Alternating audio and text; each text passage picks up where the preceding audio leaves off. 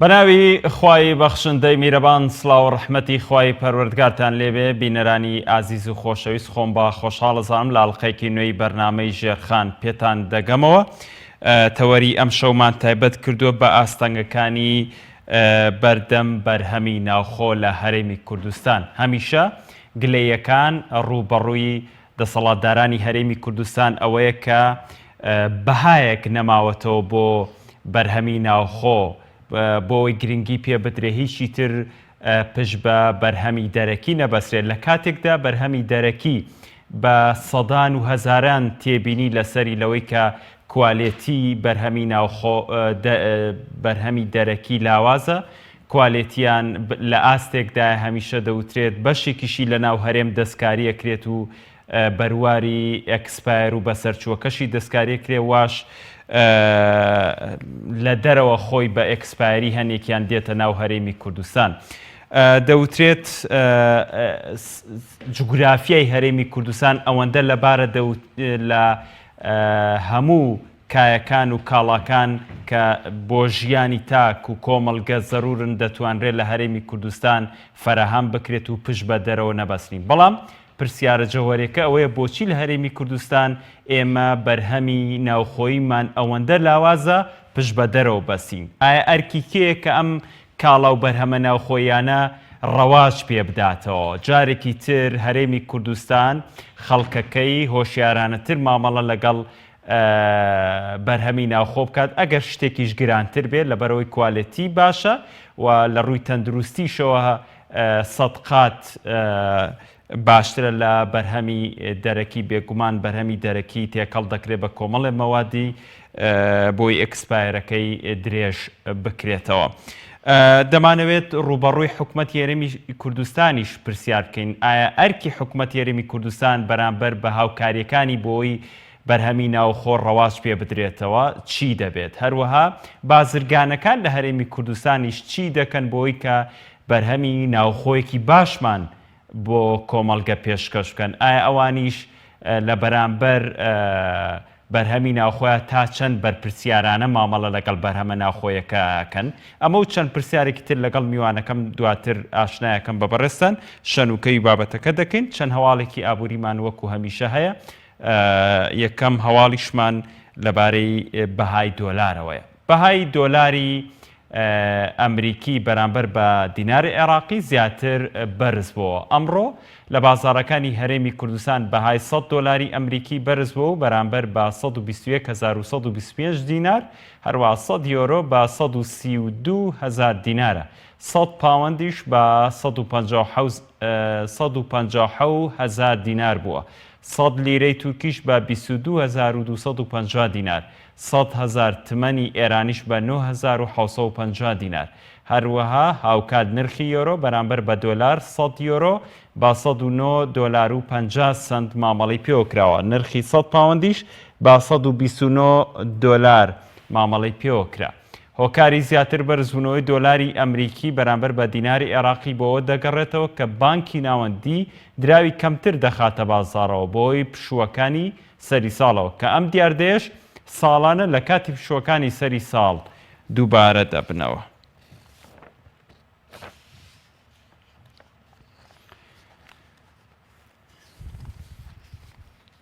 هەواڵی دووەممان لەبارەی نرخی نەوتی خاوە. نرخی نەوتی خاو بەرزترین نرخی لە 3 مانگی ڕابردوو تۆمار کرد بەهۆی کەمبوونەوەی قەبارەی نەوت لە کۆگا نەوتیەکانی ئەمریکادا. هەروەها بەرزبوونەوەی هیوای وەبەرهێنەران لە بارەی ڕێکەوتنامەی بازرگانیەکەی ئەمریکا و چین نرخی نەوت بەرزبوونەوەی بەرچاوی بەخۆوە بینیوە، بە جۆرێک گەیشتە بەرزترین ئاست لە ماوەی 3 مانگی ڕابردوودا. نرخی نەوتی خاوی پرنت 24 سنت زیادی کردووە، لە دوایین مامەڵەیدا بە 68.16 دۆلار مامەڵەی پێوەکراوە. بەپێی هەواڵی ڕۆیتەرز ئەمڕۆ نرخی خاوی برنت 24 سنت زیادی کردووە، لە دوایین مامەڵەیشیدا بە 68.16 دۆلار مامەڵەی پێوەکراوە. واتە بەڕێژەی لە 127 بەرز بووەتەوە. نرخی نەوتی خاوی تەکساسی ئەمریکاش 4 سنت زیادی کردووە و بە 61.72 دلار مامەڵەی پێوکراوە، ئەتە بەڕێژەی لە 136 زیادی کردووە. هەفتانە قەبارەی نەوت لە کۆگا نەوتەکانی ئەمریکا بە بڕی 5.5 ملیۆن بەرمیل کەمی کردووە. ئەمەش لە کاتێکدا کە ئابووری ناسانی گیان پێشبینی دابەزینی تەنها 1.7 ملیۆن بەرمیلیان کردبوو لە هەفتەیەکدا. شارەزایانی بواری ئابووری بەرزبوونەوەی نرخی نەوتی خاو لە بازاڕەکانی گیان بۆ گەڕانەوەی متمانەی وەبەرهێنەران بە گەشەسەندنی ئابووریەوە دەگەڕێنەوە.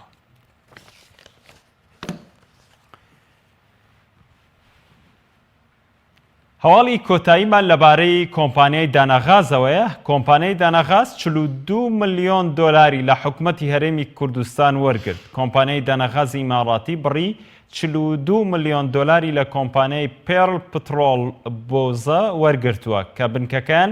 لە هەرێمی کوردستانە. کۆمپانیای داناغاز لە بڵاوکراوەکەیدا لە پێگەی فەرمی خۆی بڵاوی کردوتەوە. کۆمپانیای داناغازی ئیماڕاتی بڕی 42 ملیۆن دۆلاری لە کۆمپانیای پێرڵ پترۆڵ پۆزە وەرگرتووە. بۆ بڕەش قەبارەی بەرهەمێنانی کۆمپانیاکەیان بۆ 121 ملیۆن دۆلار لە ساڵێکدا برز بۆتەوە. کۆمپانیاکە ساڵانە 400 ملیۆن دۆلار لە حکوومەتی هەرێمی کوردستان وەردەگرێت. ئاماژەی بۆش کردووە کۆمپانیاکە ساڵانە 400 ملیۆن دۆلار لە حکوومەتی هەرێمی کوردستان وەردەگرێت و ئەوەش بە پێ و ڕێکەوتنەی کە کۆمپانیاکەیان لە مانگی ئابی ساڵی 2017 لەگەڵ حکوومەتی هەرێمی کوردستان واژۆی کردووە. لەو بارەوە دکتۆر پاتریک هەڵمانوارد سەرۆکی جێبەجەکاری کۆمپانیای داناغاز ڕایگەیاند چاوەڕوانیش دەکرێت لە ساڵی 2022دا بەرهەمێنانی کۆمپانیاکەیان بە ڕێژەی لە 160 لە هەرێمی کوردستان زیاد بکات. بەوەش قەبارەی بەرهەمێنان لە نێوان 175 بۆ 200 ملیۆن بەرز دەبێتەوە.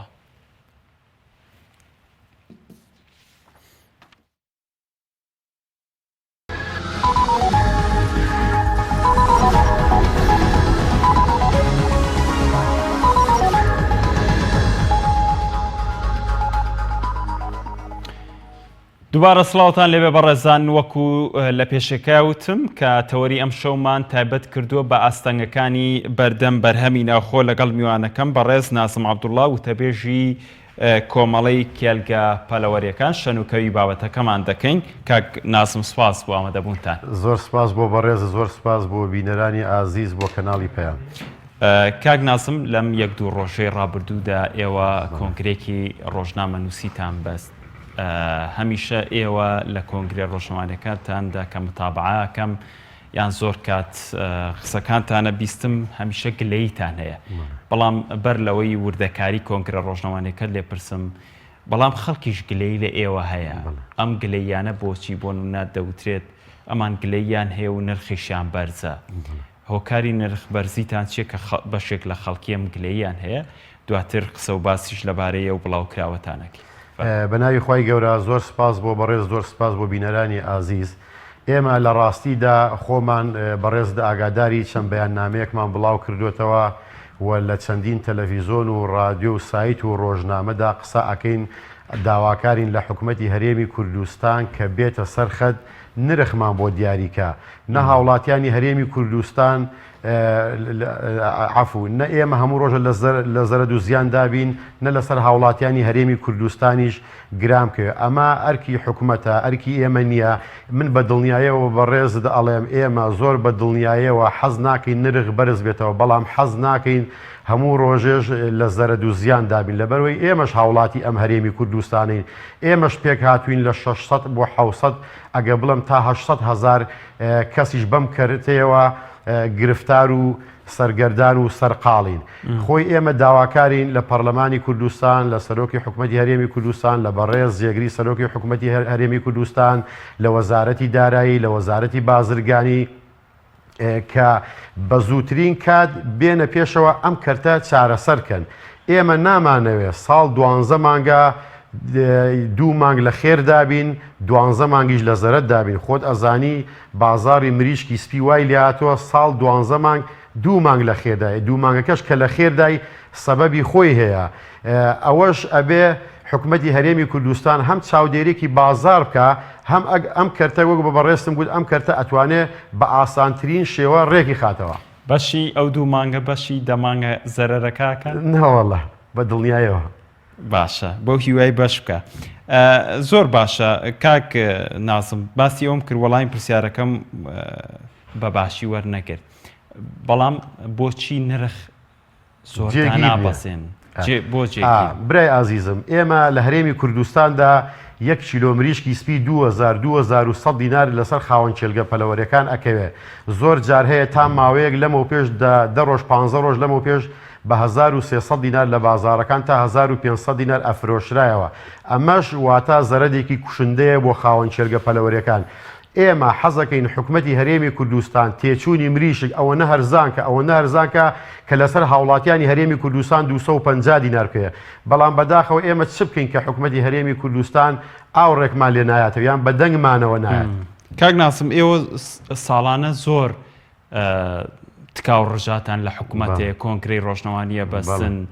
لە کەناڵەکانەوە لە بەرنامە ئابوووریەکانەوە هەمیشە ئێمە شکەم تا زۆر درێخیمان نەکردووە زۆر باشە بەڵام حکوومەت تا ئێستا هیچ ناتوە بەدەمتانەوە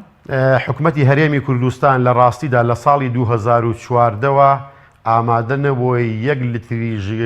گاز بدا بە خاوەن چێلگە پەلەوەریەکان زۆر بەداخەوە بەڵام ئێمە خۆمان ئەڵێین حکومەتی بەڕێز وەرە پێشەوە نرخمان بۆ دیاریکە وەرە پێشەوە پارێزگاری لە بەروبوومی ناوخۆ بکە ئێمە بە حکومەتی هەرێمی کوردستان ئەڵێین لە کاتی ساڵانە لە کاتی مۆڵەت تازەکردنەوەیە ئێمە پاراین بە حکومەتی هەرێمی کوردستان ئێمە وەک خاوەن چێلگە پەلەوەریەکان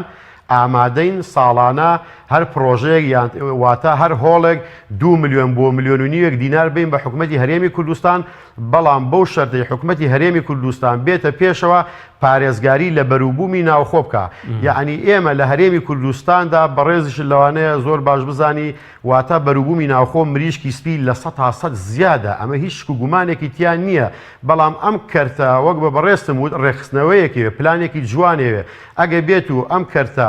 ڕێکخرێتەوانە پلانێکی جوان و تۆکمەی بۆ دانرێ باوەڕتە بێ ئەتوانێت ئابووری هەرێمی کوردستان ڕابگرێت باشە حکومەت ئەگەر نرختان بۆ دیاریکە ئێوە تا چەند بە نرخەکەی حکومەت ڕازیە بن کاک نازم یعنی ئێوە تەرحی نرخەکەتانە دەنە حکومەت یاخود نەخێر حکومەت بە پێی خواستی بازار و لێکدانەوە ئابوووریەکان نرخەکە دابنێت کاکە ئێمە ئەمانەیە ساڵ 12 مانگ نرخ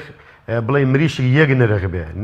ئێمە نامانێ بچێتە 3000 ناشمانەوێ بێتە 2.5 ئێمە 2100 دینار لەسەر خۆمانەکەوێ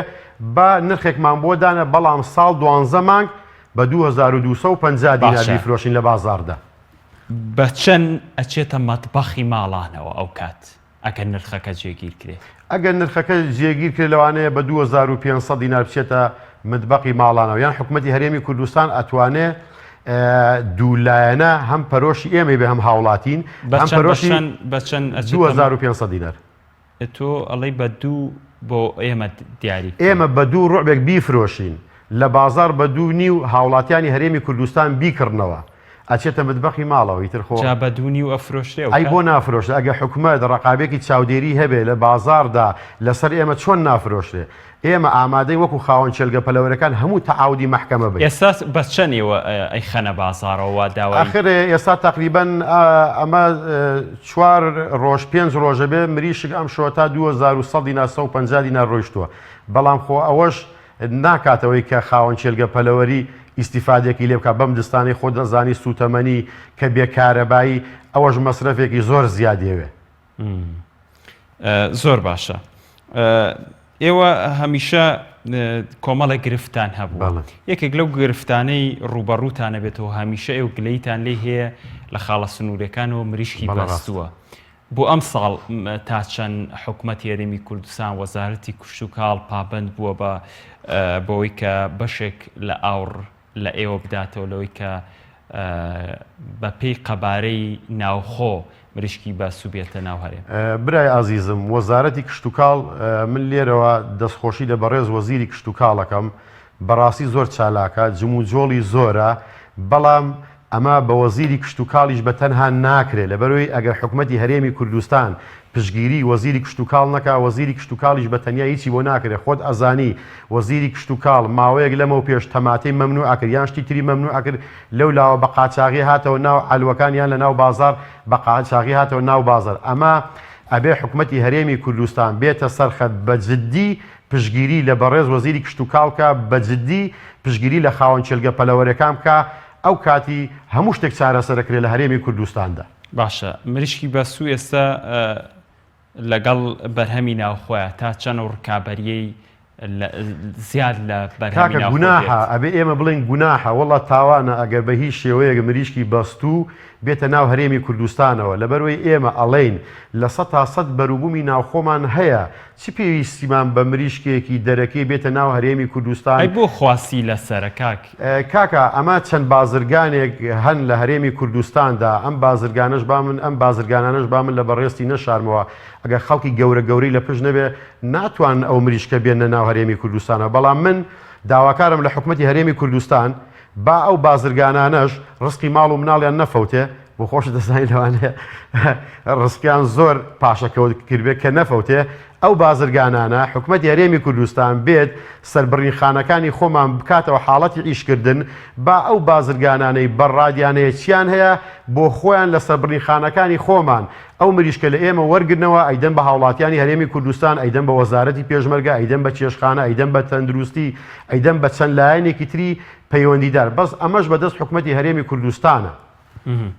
زۆر باشە ئێوە هەمیشە کاک نازم من بە تایبەت لە تۆ کە وتەبێژی کۆمەڵەکەشین هەمیشە ئەڵێن لە زەرەراین بەڵام ئێمە ڕۆژانە بینین ینی کێڵگەی نوێیەکرێتەوە بەڵە ڕاست لە زۆربەی ناوچەکانی هەرێمی کوردستان قاعەزیاکرێت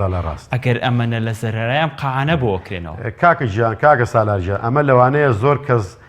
نەزانێ کە قاعە زەرەدی قاعە زۆر قورسەواتە بڵێن زەرەدێکی هۆڵێکی چێلگەی پەلەوەری ئەگە بێت و زەرەت کا زەرەدەکەی لە $1 کەمتر نابێت ئەگەر هۆڵەکە 12 بۆ 15,000 مریشکی تیابێ. ئەم خەڵکانەش کە دێن پرۆژەی تازاکەنەوە بە دڵنیایەوە من بە بەڕێزدا ئەڵێم شارەزانین نازانم بەخێوکردن چۆنە دێنە ناو ئیشەکەی لەوانەیە هەر بە جادێک بە شتێکی دابڕۆن بە لادەیەک دابڕۆن شتێکی سپی گەورە دروست کراوە بڵە ئەمە وڵا خێری چاکی هەیە با منیش دروستیکەم بەڵام من بۆ خۆم 2-3 داوام لە بەڕێز وەزیری کشتتوکاڵ کردووە کە مۆڵەتدان ڕابگرێت بە دەواجین داوام لە بەڕێز کاک ڕزگار حەماخدر گرتووە کە بە خۆشحاڵیەوە گوێیان لێگرتوین ئیشەڵا بەو ئومێدەم لە دوا سەری ساڵی تازە پرۆژە بە هەموو شێوەیەک ڕاگیرێ ئەو پرۆژانەی کە هەمانە ئەتوانین ئەگە حکوومەتی هەرێمی کوردستان پشگیری مامکە بە جددی زۆر بەرپرسیارم لەم قسەی خۆم کە ئەیکەم ئەتوانین هەناردەی دەرەوەشی بکەین. ئێستا چەند کێڵگەی پەلەوەریمان لە هەرێمی کوردستان بەرەمە خاتن من وەکو پارێزگای سلەیمانی ئەتوانم بە دەقیقی بەڕێستی بڵێم ئێمە دەستخۆشی لە ژووری بازرگانی سلەیمانی یەکەین 8 ملیۆن دیناری مەسرف کرد کە هەموو داتا و ڕقم و خاوەن چێلگە پەلەوەریەکان لە ئیدارەی ڕاپەڕینەوە تاگاتە هەڵەبجە و گەرمیان محافزی سلەیمانی دەستی ئێمە 850 پرۆژەمان هەیە ئەم 850 پرۆژە پێک دێ لە 1250 هۆڵ بۆ 1300 هۆڵ لە ساڵی 2019دا لە پارێزگای سلەیمانی 45 بۆ 50 پرۆژەی تر بڵێن مۆڵەتی پێدراوە لە پارێزگای هەڵەبجە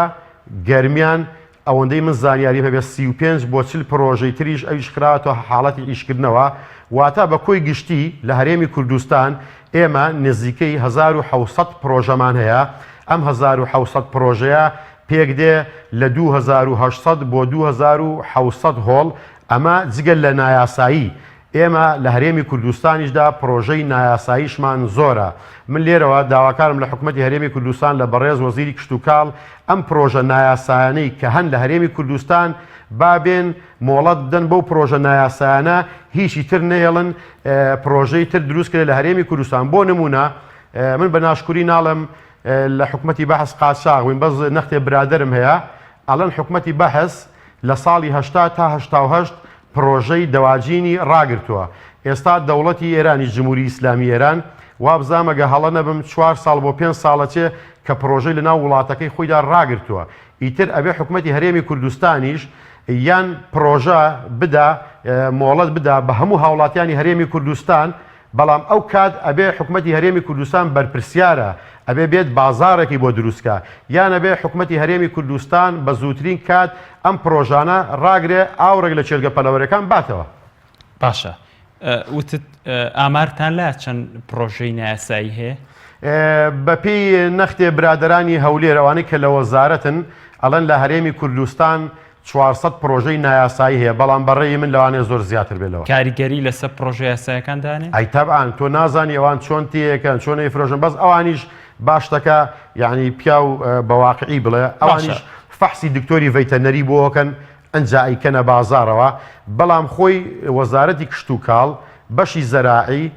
مەسەڵەن خاوەن چێرگە پەلەوەرەکانیش وەکو ڕقوقینێک کەوتۆتە بینیانەوە زۆربەی زۆری معاملاتی بۆ ناکە. ئەم داتە و زانیاریانەی لە وەزارەت یان لە بەشی فەرعەکانی سامانی ئاژەڵ کە ئەڵەن ئێمە ئەوەندەمان جوچک تێکردو ئەوەندەمان ئەوان لەسەر هینی خۆیانە بەڵام لە عەرزی واقعدا وان نییە. ئێمە لە پارێزگای سلێمانی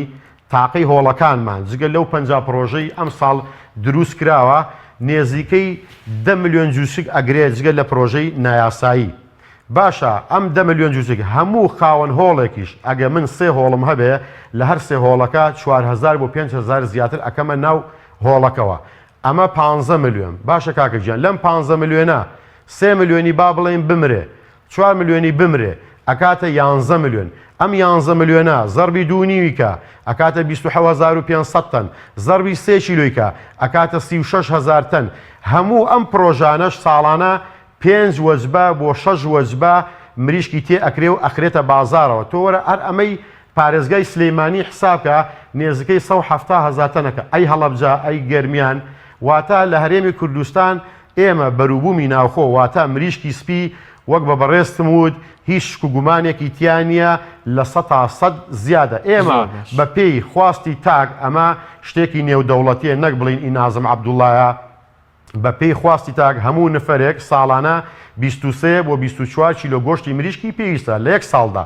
بەڵام ئێمە بە پارێزگای سلەیمانی بە هەڵەبجە و بە گەرمیانەوە ساڵانە 70 بۆ 80,000 تەنمان گۆشتی مریشک پێویستە بەڵام لە هەمان کاتدا ئێمە زیاتر لە 250,000 تەنمان هەیە. ئەی هەولێر چی لێ بکەین ئەی دوهۆک چی لێ بکەین واتە ئەبێ حکوومەتی هەرێمی کوردستان پلانێکی زۆر جوان و تۆکمەی هەبێ. ئێمە ئەو کاتی دەستخۆشی لە حکوومەتی هەرێمی کوردستانەکەین هەردوو بە ڕێزان سەرۆکی حکوومەت جەنابی جێگری سەرۆکی حکوومەت زۆر لە کاتی کابینە دروستکردنەکەدا بایەغ لە ئوتەکانیاندا ئەیانود ئێمە ئەم ساڵ بایەغ بە بەشی کشت و کاڵەکەین بەو ئومێدەم بایەغ بە بەشی کشت و کاڵکەن بە مریشکی سپیەوە بە ماسیەوە بە بەیتی پلاسیکیەوە بە زووترین کات بێنە پێشەوە ئەم کەرتە ڕێکخەنەوە لەبەرەوەی ئەم کەرتە کەرتێکی زۆر گرنگە ئەگەر بێت و ئەم کەرتە لە هەرێمی کوردستاندا نەبێ لە هەر وڵاتێکی تری دنیادا بێ باوەڕت هەبێ ئەتوانێت ئابووری 10 ملیۆن نەفەر ڕابگرێ نەک ئێمە 5 ملیۆن نەفەرین لە هەرێمی کوردستاندا. بەڕێی من ڕاستە نەوت بایەغ و گرنگێکی زۆری هەیە لە هەر وڵاتێکی تر جیان بە ئەمەی تاواکەم لە هەر وڵاتێکی تری جیاندا بەڵام بەشی کشت و کاڵیش لە هەموو وڵاتێکی تری دنیادا بایەغێک و هینێکی خۆی باشە. با هەر لە چوارچەوەی پرۆژە نایاساییەکان پرسیارێکە و لێ بکەم کاک نازم جیاوازی ئێوە وەکو پرۆژەی یاسایی لەگەڵ پرۆژەی نایاسایی چییە بۆ هاوڵاتی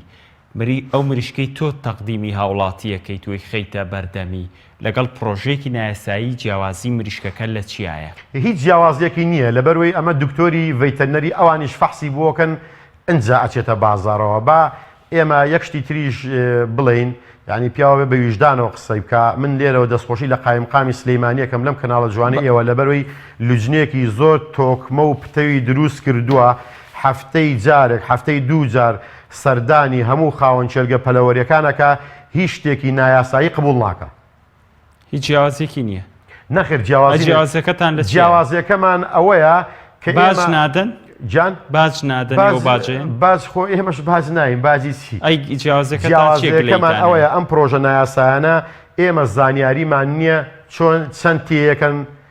لە ساڵدا چەنی تیەکەن چەند جوشکەکەن ناو هۆڵەکەی و هۆڵەکەی 10,000 بیسی تیەکە دەیتیەکە باوەڕت هەیە هۆڵ هەیە باشە چاودێری چۆن بەڵێ بەڵێ لیژنەی قایمقامی سلەیمانی چاودێریەکە دکتۆری ڤیتەرنەری باشە ئەگەر پرۆژەکە نایاساییە چۆن حکوومەت چاودێریە کات و حکومت لە کاتی مۆڵەتی پێ نەیاوە حکومت لە کاتی فرۆشتنیدا ڤیتەرنەری چاودێریەکە لیژنەی قایمقام نایەڵێ لە ڕووی تەندروستیەوە بڵین هیچ مشکیلە و هیچ شتێکی هەبێ گە بکرێ بۆ هاوڵاتیانی هەرێمی کوردستان زەرەدی هەبێ ئێمە من بۆی داوام کرد لە بەڕێز وەزیری کشتتوکان لە حکوومەتی هەرێمی کوردستان پرۆژە ڕابگرن ئەم پرۆژە نایاسایانە ئیجازەکەیان دەنێ و ئیتر ئەم کەرتە ڕێبخەنەوە ئەم کەرتە ببوژێنەوە ئێوە بەدەر لەمانە داوای چیتان لە حکوومەت کردو حەزەکەم لە کۆنگرە ڕۆژنامەکەشە زۆر جەختان لەوە کردەوە ئێمە وڵان نەختێکم بۆ بەحس کردەوەی کۆنگرە ڕۆژنامەوانەکە کە حکوومەتی هەرێمی کوردستان وەزارەتی دارایی وەزارەتی کشت و کاڵ پەرلەمانی کوردستان وەزارەتی بازرگانی کە بە زووترین بێنە وەزارەتی پلاندانان کە بە زووترین کات بێنە سەرخەت ئەم کەرتە ڕێخەنەوە کەرتێکی گرنگە لە هەرێمی کوردستاندا ئەمە یاری من هەڵهان نییە ئەمە ئابووری وڵاتێکە ئیتر ئێمە ئەڵێین لە کۆنگرە ڕۆژنامەوانەکەش وەک تۆزێکی تریش لێرە بە بەڕێسمود باجین بە حکوومەتی هەرێمی کوردستان ئامادەین باج بین بە حکوومەتی هەرێمی کوردستان تۆ وەرە بزانە ساڵانە چەند هۆڵ هەیە نێزگەی 2800 هۆڵ 2800 1 ملیۆنی لێوەرگە یان 1 ملیۆنی لێوەرگرا بەڵام دوولایەنە بێ ئەو کاتیش لەسەر هاوڵاتیانی هەرێمی کوردستان گران نەبێ ئێمەش لە زەرد و زیان بینە دەرێ ڕقابێکی تندیش بکاتە سەر ئەو موادانەی بۆ خاوەن چەلگە پەلەوەرەکان دابی نەکرێت زۆر باشە لە ڕووی مەوادەوە کاک ناسم ئێوە بەدەر لەم شتانە ئێوە بێگومانە بێ مەوادی شتان دەستکەوێ لە ڕووی مەوادەوە تا چەند گرفتان هەیە کاکە لە هەرێمی کوردستاندا ئەگەر بەراوردیکەی بە ئێران بە تورکیایان بە وڵاتانی دراوسێ ئەو موادانەی بۆ خاوەن چێلگە پەلەوەریەکان دابی نەکرێ زۆری فەرقە بۆ نمونە لە ئێران و لە تورکیا لەوانە تەنی علەف بە $300 تاسی ئەگەر زۆر گران بێ $350 ناشێتە $350 لێرە کەم علەف بکڕی ئەگە بە پارەی حاضر بیکڕی چونکە ئەمە قەرز و نەقتیشی هەیە بڵێ نەقت و قەرزیشی هەیە ئەگە بە پارەی حاضر بیکڕی لە 400 و ئێستا 25 بۆ $30 ئەگە بە قەرزیش بیکڕی $450 مەبەست تانێکە بەڵێ ئەمەش پارەکە تا $575 $580 یەک تەن علەف ڕۆیشت ئێمەش کاتمان لە معمل علەفەکان کرد قایمقامی سلەیمانی دەستخۆشی لەکەم لێرە دووبارە هەمووی کۆ کردەوە ئەنجا ئەمانەی محافزی سلەیمانی نرخەکەیان داشکان هەولێری چای محافزی سلەیمانی کرد باشە ئەگەر ئێوە ئەو نرخانە دابەزێنن لە کوالیتی علەفەکە دانابەزێت وەڵاهی ئەوەش خۆی وجدانی خۆیان ئێمە خاوەن چێلگە پەلەیسا من بۆ خۆم ئەگەر لە کوالیتی کۆنتترۆلی علەفەکەم بێتە خوارێ من یەک هەفتە هەستی پێەکەم بەڵام ئایا من وەکو تەجروبەی ژیانی خۆم بەڵام ئایا هەموو خاوەن پرۆژێک هەستی پێەکە ئەوانی قسەیانەیە ئەڵێ ئەوان شتی باشیشیانەوێ بەڵام بە پارێکی کەم پارەی کەم هەمیشە شتی کەم کوالیتی دەسەکە تا چەندەم قسەی ڕەوایە ئێستاوانی ئێستا من لێرە داوا لە حکوومەتی هەرێمی کوردستانەکەم کە ئەو موادانەی بۆ معمل علەفەکانیش دابی نەکرێ لە خاڵە گومرگە سنوورەکاندا گومرگێکی زۆریان لێستێنن ئەویان بۆ بکەنە نیوە قیمەتیان بۆیان بکەنە $100 لەوانێ ئەو کات لەسەر ئێمەش هەرزانتر تاوە بێت با پیا و بێویژدان نەبێ ئەوانیش لەوانە لە سەریان گران بێت چکە ئەوانیش ئەو موادە لە دەرەوایی هێنن ئێوە وەکو ئالیک و مەواد چی ئەتەن بە ئێمە هەمووی لە معمل علەفەکەڕین معمل علەفەکانیش لیژنەی قایمقام بە دکتۆری ڤیتەرنەری هەفتەی جارێک سەردانی بڵێ معمل ئالیکەکانەکەین ئەوە بڵێن علەفەکرێ هیچ کەم و کورتێکیان لێ قبول ناکرێ هیچ شتێکی مخالفێکیان لێ قبول ناکرێ ئیتر بەو ئومێدەم لیژنەی قایمقامی سلەیمانی هەروە بەردەوام بێ و ئەو لیژنەیە بە تۆکمەیی بمێنێتەوە هەتا ئاسایشی ئابووریشیان لەگەڵ من دەستخۆشیان لێ یەکەم کاک ناسم ئەوترێت بەشێک لە ئەمە قسێ ئەوترێت بەشێک لە هۆڵەکان خاوەن کێلگەکان بۆ ئەوەی زەرەر زۆر نەکە ئەو ئالیکەی کڕێ بەشێک لە ئالیکەکە ئالیکی خۆی بەکارێنێتەوە بۆی هەرزانتر لە سەریەکەوێ ئەمە شتیوان نییە ئەگەر من پرۆژەی پەلەوەریم هەیە ئەگەر حەزم لێ بێ بۆ خۆم ئالیکی خۆم ئەتوانم دروستکەم بە باشترین شێوە بە باشترین مواد لە معمل علەفەکە هەرزانترەکەوێ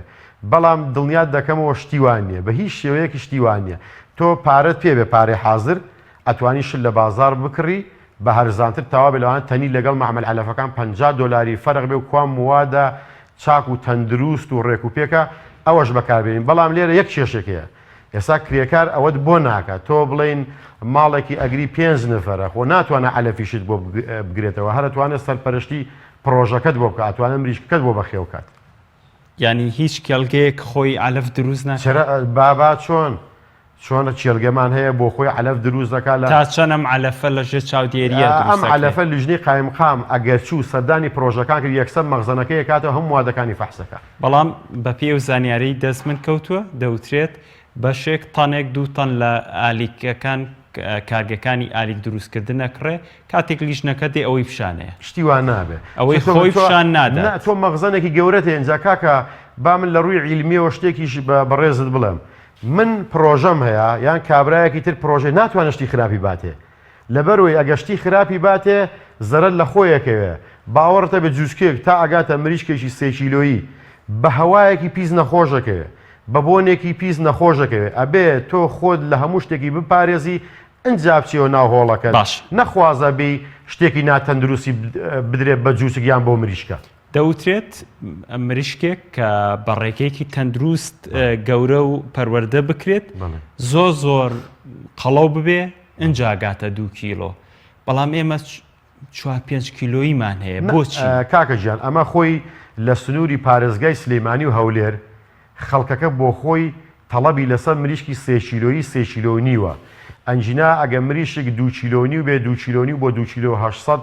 لەوانەیە ئەوە ئێرانی شەروایی تورکیا شەروایە لەوانەیە بڵین تەندروستتر بێت لە ڕووی عیلمەوە بەڵام خەڵکی هەرێمی کوردستان بەعام حەزی لە مریشکی 3 کیلۆیی بۆ 3 کیلۆ نیوە ئەخە خۆ بە حەز نییە شتی تەندروست بە حەز نییە کاکە ئەمەش پلانێکی حکوومەتی هەرێمی کوردستانی برای ئازیزم من پرسیارەکەم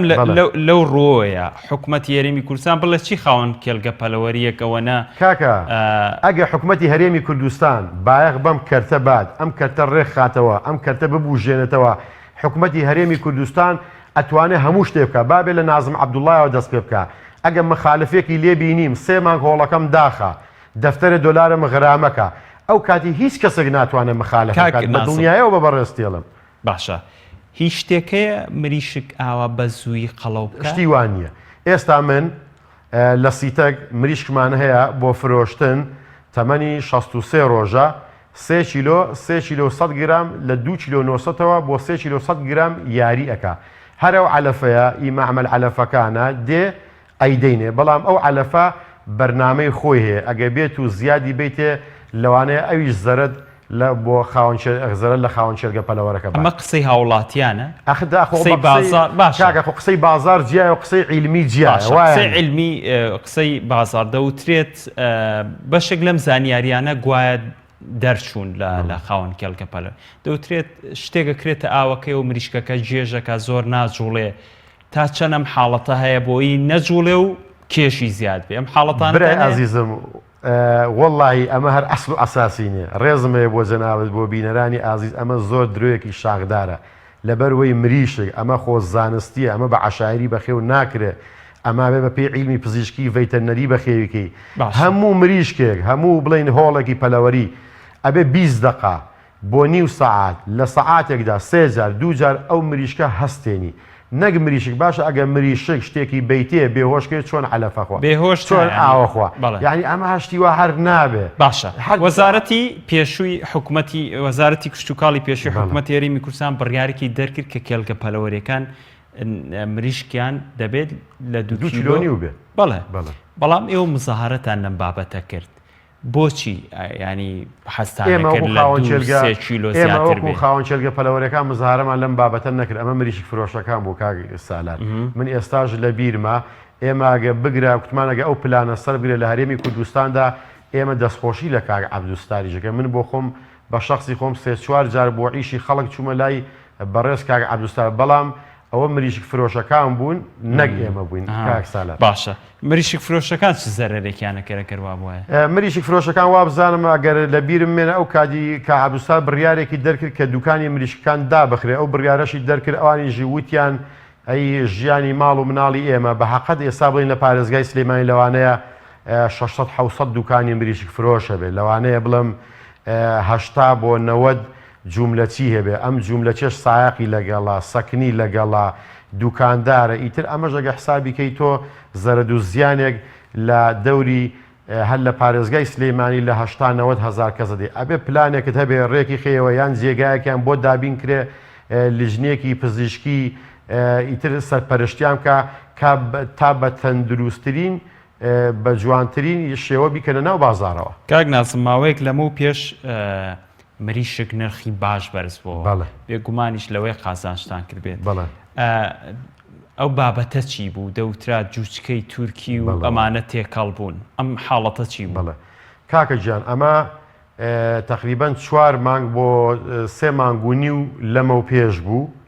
تقریبان ئەگە زیاتر لەگە کەمتر شتێک دقیق نیم بەس لەو کاتەدا بوو مریشک لە ناو هۆڵەکاندا هەتا 3,100 دینار ڕۆیشت بەڵام بەداخەوە ئێمە خۆشمان پێمان ناخۆشە بەڵام باوەڕت هەبێ ئەگەر هەر هۆڵێک چیلۆیە مریشکی یابێ بە 4,000 دینار زەرەدی لێ کردووە بە تەعداوەڵم لە هەموو هەرێمی کوردستان ئەو دکتۆرە ڤەیتەنەریانەش کە دکتۆری ڤەیتەنەری عیادەیان هەیە لە ناو بازاردا ئەم ڕاستەیە زۆر باشەزانن هێلکێکی تورکی هات هەموو پرۆژەکانی هەرێمی کوردستانی گرتەوە بە کەرکووکیشەوە کە کەرکووک ئێستا لە هەرێمی کوردستاندانێ خۆزگە لە هەرێمی کوردستانداوە بەڵام بە کەرکووکیشەوە لە 180 بۆ 85 ئەم جوچکە هەتا ئەو ڕۆژەی ئەتفرۆژ مەناعی پێ نەبوو لێمرد من خۆم شایدم هەیە دکتۆری ڤەیتەرنەریشە خەڵکی تریشە 50,000 جوچکم کستۆتە ناو هۆڵەکەی خۆمە 13,000 بۆ دەرچووە ئەنجاوەرە بزانە تقریبا 20 چەنەکە ڕوبعێکی تقریبا وەرە من چیلۆی بیەم بە 5,000 دیناریش بزانە ئیسیفادەکەی سیایی ئەو مریشکە بە ناشکوری ناڵم ئەم هێلکە تورکیا کە هاتە ناو هەرێمی کوردستانەوە لە ئەو هێلکە درا بە هەڵهێنەرەکانی هەرێمی کوردستان هەڵهێنەرەکانی هەرێمی کوردستانیش دایان بە خاوەن چێلگە پەلەوەریەکان لەوانێت تاوانی هەڵهێنەرەکانیشی تیان نەبوو بێ بەڵام بەداخەوە تاوانەکەی شێ بەداخەوە نازام تاوانەکەی شێ بەڵام بەداخەوە هیچ مەناعەکی پێ نەبوو هیچ شتێکی پێ نەبوو من خۆم بە بەڕێز وەزیری کشت و کاڵم وت کە ئەم شتەی زانی یەکسەر لەبەر چاوی ئێمە بە ڕاوێژکار و بە میدیرعامەکانی گوت کتابێکی بنووسن بە زووترین کات هێلکە مەمنوعکەن ئەو هێلکە واتە بۆ تروکانی جوچکە بێ مەمنوعیکە نێتە ناو هەرێمی کوردستانە بەڵام بەو ئومێدەم ئەم بڕیارەی وەزیری کشت و کاڵیش وەک تەماتەکەی لێ نەیە لەم لاوە تەماتەی مەمنوعکە لەولاوە بە قاچاقی بێنە ناو هەرێمی کوردستانەوە ئێستا ئەو هێلکەیە کە هات ببوورە کاک ناسم ئێستا چ هێلکەیەک لە بری ئەوە دێکە ئێوە ئیسفادەی لێ کاکە ژیان ئێستا ئەگەر هەڵهێنەرەکان خەڵکی زۆر بە ویژدانیان تایە خەڵکی شیان تایە بە داوای لێبوورنەوە زۆر بێ ویژدانە جاری وایە تۆ جوچکێکی لێ ئەکڕی ئەڵە ئەمە هۆڵندێت تورکیش دەداتێ یان ئەڵە ئەمە بەرجیکی شتێکی تر ناشناسرێتەوە ناش با ئێستا بەرجیکی تۆ جوچکێکی بەرجیکی ئەگە بیکڕی ئەزانی کە بەرجیکییان لەبەرەوەی جوچکەی بەرجیکی لە یەکەم ڕۆژ تا پێنجەم ڕۆژ مەناعی ئەنفلۆنزای سفر بە ئەوە بزانی ئەویش ئەگەر فەحسی تاقیگاکانی ئێمە دروست بن لە هەرێمی کوردستان خۆ ئەگە دروست نەبێ بەوەش نازانی بەڕاستی من لێرەوە داواکارم لە هەموو هەڵهێنەرەکانی هەرێمی کوردستان زۆر بەویژدانەوە زۆر بەویژدانەوە عیشکەن لەبەرەوەی یعنی ئێوە گرفتێکی شتان لەگەڵ هێنەرەکان هەیە بەڵێ هەمانە من وەک پێم وتووی خەڵکی زۆر باشیان تایە خەڵکی زۆر بە ویژدان و بە ئیمانیان تایە ئەتوانم هەر بۆ نمونە ناوی یەک دانت پێ بڵم ناومێنە داوای لێبوور نەکەم ناومێنە با نەبێتە ڕیکلام باش کاک ناسم ئێوە باشترین هێلکێک بۆ هەڵهێنەر بۆی بێتە ناو هۆڵەکانی ئێوە هۆڵندی بەرجیکی لە هەمویان باشترە تا چەندەم هێلکانە دەستەکەون لەلایەن ئەمانە هەڵهێنەرەکانیان هێنن خۆی عەقدیان هەیە ئێستا لە سلەیمانی دووسێ لە سلەیمانی هەڵهێنەرێک هەیە لە کەلاریش هەڵهێنەرێک هەیە زۆری تیا لە سلەیمانی مەبەستم ئەم دوانە ئیتفاقیان پێکەوە کردووە هێلکەکانیان پێکەوە دێن ئایا لە بەرجیکاوە بێ ئایا لە هۆڵنداوە بێ ئەو کاتی ئەیکەنە ناو مەقفەزەکەی خۆیان تا ئەم 21 ڕۆژە ئەو جوچکە ئەتروکێ ئەیدەنەوە بە خاوەن چێلگە پەلەوەریەکان زۆر باشە بێگومان بەرهەمی ناوخۆ یەکێک لەو گرفتانی کە هەیەی بەڵام ئێوە تۆ بۆ بەحسی زەرد و زیانەکانی ساڵی 2019مان ناکەی باشە تۆ هەرڵێ خێر بەحسی زەرەدەکانی شکە باشە بەڵام 20 ماڵێن ئەگەر دوومان خێرکا بەشی 10 بۆ 11 مانگ زەرەر بەرگاگرێ برای ئازیزم ئەم ساڵەکە تخوا باوەتەوەکە ئەمە بە ماشەڵڵاڵێم ئەمە هینی بازارە ئەمە قسەی بازارە تۆ جۆگرە کاک سالار ئێمە با بڵێ مریشکماندا بە 3,000 دینار من بە دڵنیایەوە پێت ئەڵێم زۆر هۆڵ هەیە بەرپرسیارم لەم قسەی خۆم ئەگە بە 4,000 دیناریشدا بێ زەرەری لێ کردو من ئەڵێم لە 50,000 جوچێک 13,000م بۆ دەرچوو وایە ڕاست باشە ئای ئەم 13,000 ئەو هەمووی لێ مردو من بیەم بە چەند مایەکەی خۆی ئەگرێتەوە بۆ خاتری خوا یعنی قسەی بازار شتێکە و قسەی تری شتێکە هەموو مانگێکەم حاڵەتانەتان ساڵی دوسێ جار ئەم حاڵەتانە توش دەبێ بەڵام نرخەکە بۆ خۆت زۆر باش ئەزانی یعنی نرخی مریشێک معدل زۆرترین کات لە خوار 2000ەوەیە باشایی ئێمەش چی بکەین کە 2,100 دینار لەسەر ئێمە ئەکەوێ خۆ ئێمەش هاوڵاتی ئەم هەرێمی کوردستانین خۆ ئێمەش ماڵ و مناڵمان هەیە خۆ ئێمەش لە مریغەوە نەهاتوین ئێمە دوولایەنە وەکو خاوەن چێلگە پەلەوەرەکان قسەکەین چەند جارە بۆ خۆت ئاگال لێوە من لەوانە لە چەندین کەناڵ هەر لەم بەرنامەی بەڕێزیشت جاری تریژ وتومە ئێمە حەز ناکەین لەسەر هاوڵاتیانی هەرێمی کوردستان بە هیچ شێوەیە گران بێت باشە حەزیش ناکەین دووسێ جاری تریژ وتومە نەختێ برادر وتیان ئەو کەلیمەی بەکارمێنە بەس هەر بەکاری دێنمەوە حەزیش ناکەین ڕوڕەشی ماڵ و مناڵی خۆمان بین زۆر باشە بێشک هەمیشە ینی سەرمایە بە دوای قازان چاکەڕێ هیچ گلەیی لەو بارەوە ناکرێ بێگومان هەر کەسێک سەرمایەکی هەبێ ئەوێ سەرمایەکەی زیادکە بەڵام لە ڕێگەی مەشروعەوە لە ڕێگەی حەڵاڵەوە گرفتمان لەوە نییە ئیشەڵە هەموو مانگێکیش قازانجی باشەکەن بەڵام لە بەرامبەردا ببێتە خزمەت بۆ هاوڵاتی هەرێمی کوردستان زۆر باشە کاک نازم هەر مادام حەزت کرد باسی زەرەر و زیانەکان بکەین من پرسیارەکەی خۆم هەڵەگرم بۆ دوای زەرەر و زیانەکان باشە ئێوە مەسەلەن ئەو زەرەر و زیانیانە کە ئیکەن بای ئەوەیە بگەنە ئاستی ئیفلاس بەڵێ ئێمە لە ساڵی 2019 باشە بە دڵنیایەوە 50 ملیارد دینار زەرەر کراوە لە هەموو هەرێمی کوردستاندا بەڵام ئێمە لە کۆنگرە ڕۆژنامەوانیەکەدا وتمان 30 ملیارد دینار بە دڵنیایەوە بە بەڕێزت ئەڵێم بەس لەو هێلکە تورکیا ئەگە کرا بە جووسێک لە هەڵهێنەرەکان درا بە خاوەن چێلگە پەلەوەرەکان لە هەرێمی کوردستان زیاتر لە 30 ملیاردەکە زەرەر کراوە بەڵام ئێمە